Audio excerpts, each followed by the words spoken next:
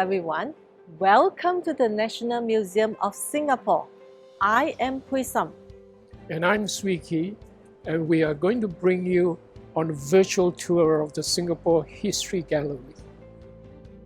You will get to learn more about Singapore and its past through some old objects, or what we call artifacts, in the museum. For today's tour, we will look at something close to our hearts. We see them all around us in Singapore. Almost 80% of Singaporeans live in this type of housing. Can anyone guess what it is? Yes, it's our HDB flats. I'm now currently standing in front of a recreated HDB flat of the 1970s in the Singapore History Gallery of our National Museum. Before Singapore became independent in 1965, many people lived in shophouses and kampongs with poor living conditions. Floods, fires, and outbreak of diseases were common back then. In 1960, the Housing and Development Board, or HDB in short, was set up by the new government. They were tasked to quickly build simple blocks of flats to provide affordable rental housing for the people. By the 1970s, HDB started building flats that were larger and better designs. HDB estates also had shops, schools, hawker centers, and light factories around them. More people started to move from the shophouses and kampongs into these HDB flats. How many of you are living in a HDB flat or have lived in one before? Please raise your hand. Well, I remember purchasing my first HDB flat with my husband. We were a very young couple then. We spent the whole morning in the HDB office waiting in a queue to select our dream flat. Eventually, we've gotten a unit with an auspicious number 10288. We were so happy we couldn't sleep that night after completing our purchase. What about you? Share your story. To the seniors among us, how did you feel when you first bought your HDB home and why? Share your stories with us. Does anyone have any experience to share about how you moved from a shop house or a kampong into a HDB flat? How different was it to live in a HDB flat as compared to a kampong or a shop house?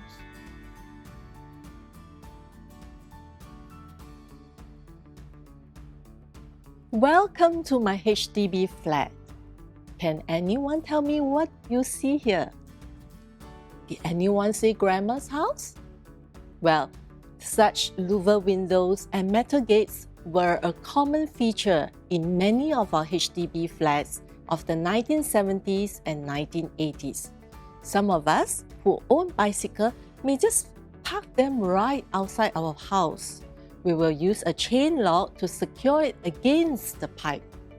Well, today, there are special designated spaces for us to park our bicycle, typically on the first floor of our new HDB flats.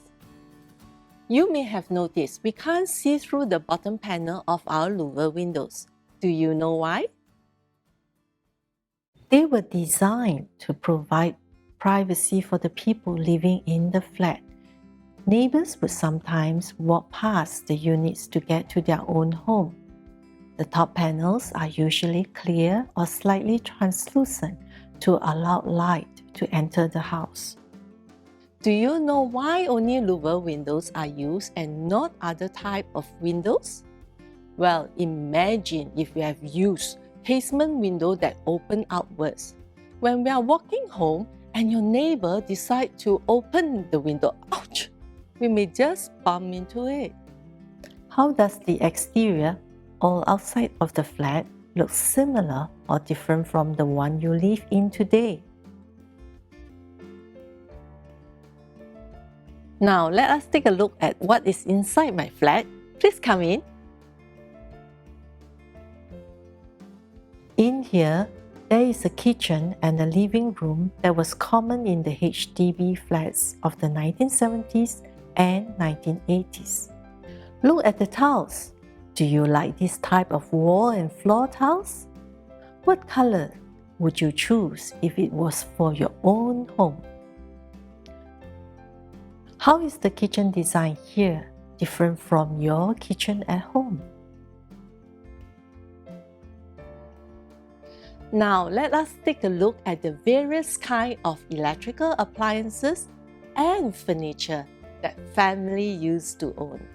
The home appliances on display here were once precious items that Singapore families wanted.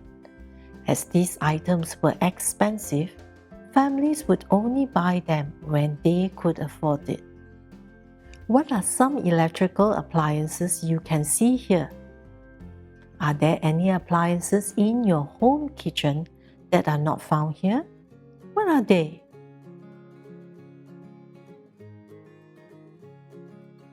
Which of these appliances do you think was the most desired back in the 1970s?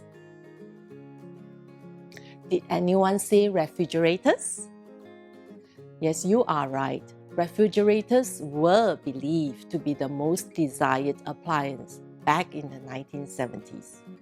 For many people, this meant that they did not need to make a trip to the wet market every day to get fresh groceries.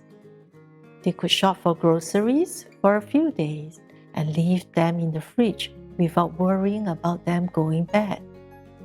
I was lucky. My family already have a small refrigerator. So what do I really want most? It would have to be the electric stand mixer. When I was young, my mother wanted to bake. We can only use a mechanical cake mixer. My brother and I would have to take turns sitting on the floor, turning and turning the cake mixer. The task was tedious and time-consuming. Then came the electric handheld cake mixer. The task was much easier, but we still have to stand there holding the cake mixer. Finally, the electric stand mixer came about. Can you imagine how happy we were? We now can have yummy cakes without doing so much work.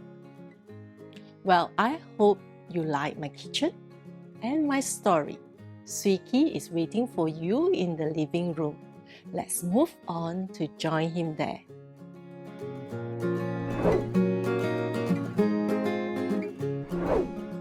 Welcome to the living room.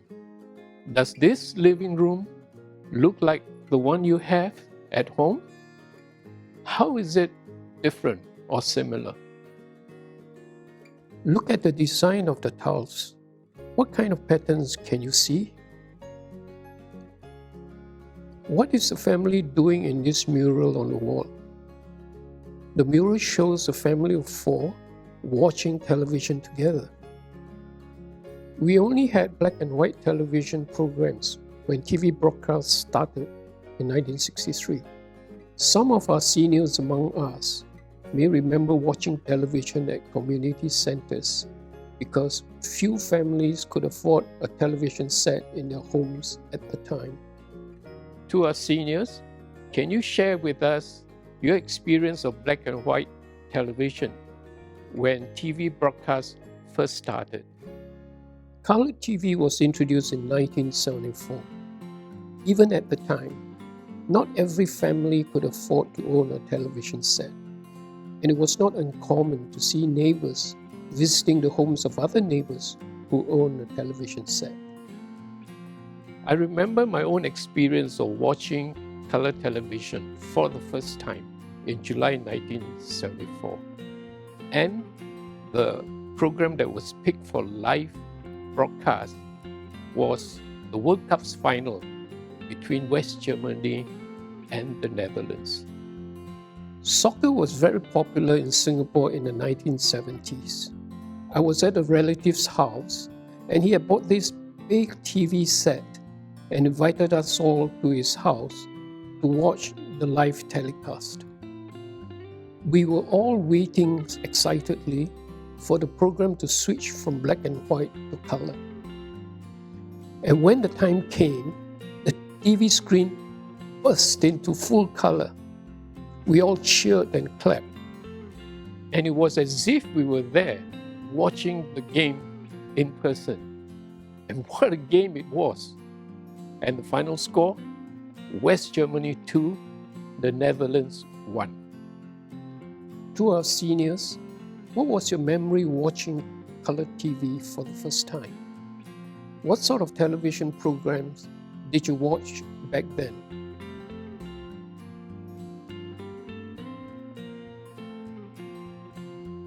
I have two favorite TV programs during my growing up years in the 60s.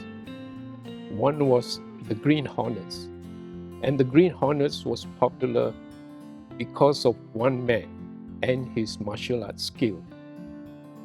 His name in the show was Kato, but you and I know him better as Bruce Lee. And who can forget these two local comedians, Wang Sa and Ye Feng? Every auntie and uncle simply loved them.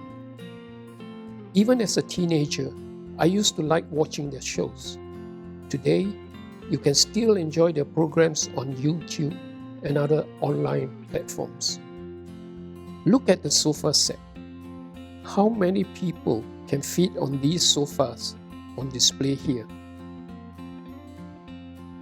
Probably 4 if you want to sit comfortably. To the children, what would you do if there are not enough seats when your grandparents visit? Well, my grandchildren will invite my wife and I to sit on the sofa because Grandpa and Grandma would not be able to sit on the floor. So, I hope you do the same with your grandparents when they come to visit.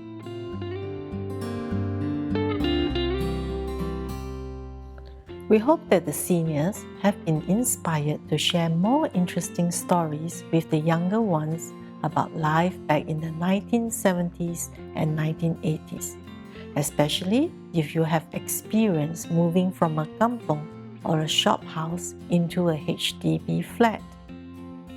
For our younger ones, we hope you have learned a thing or two about HDB living back in the 1970s and the 1980s.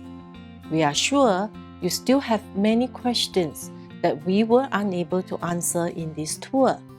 Please ask your parents or grandparents and get them to share their stories and experiences with you.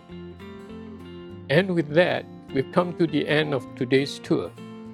We hope you've enjoyed the tour as much as we have, bringing it to you.